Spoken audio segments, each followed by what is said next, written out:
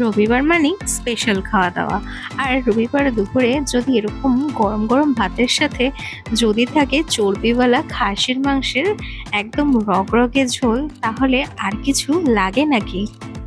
খাসির মাংসের ঝোল মানে আমরা বুঝি একদম রগরগে ধামসা আলু দিয়ে করা পাতলা ঝোল। আমার এইভাবে খাসির মাংস তরকারি খেতে মায়ের হাতের ভীষণ ভালো লাগে। আর আজকের রান্নাটা তো অসাধারণ হয়েছিল। খাসির মাংসের আলুর প্রতি আমার একটা আলাদাই ভালোবাসা রয়েছে। আর আলুটা তো দারুণ একদম সেদ্ধ হয়ে গিয়েছিল, একদম তুলতুল করছিল। আর টেস্টটা তো অসাধারণ হয়েছিল। আর সাথে মা আমাকে একটা চর্বির পিসও দিয়েছিল। চর্বি দিয়ে ভাত মেখে একদম আলু দিয়ে দারুণ লাগছিল খেতে। আজকের মাংসটাও ভীষণ ভালো ছিল। এই মাংসটা ছিল হরিণঘাটার মাংস।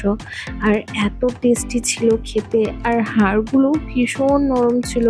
আর খেতেও দারুণ লাগছিল, পুরো সুসিদ্ধ একদম নরম তুলতুল করছিল। সপ্তাহের অন্যান্য দিনগুলোতে তাড়াহুড়োর মধ্যে খাওয়াটা হয়, কিন্তু এই রবিবার মানে একটা দিন যেদিনকে বাড়ির সবাই মিলে একসাথে ভালো মন্দ খাওয়া দাওয়া হয়। তো এই দিনটা থেকে ভালো আর কিছু হতেই পারে না। সত্যিই আজকে রান্নাটা যেরকম ভালো হয়েছিল, সবার সাথে বসে খেতে আরো বেশি ভালো লাগছিল।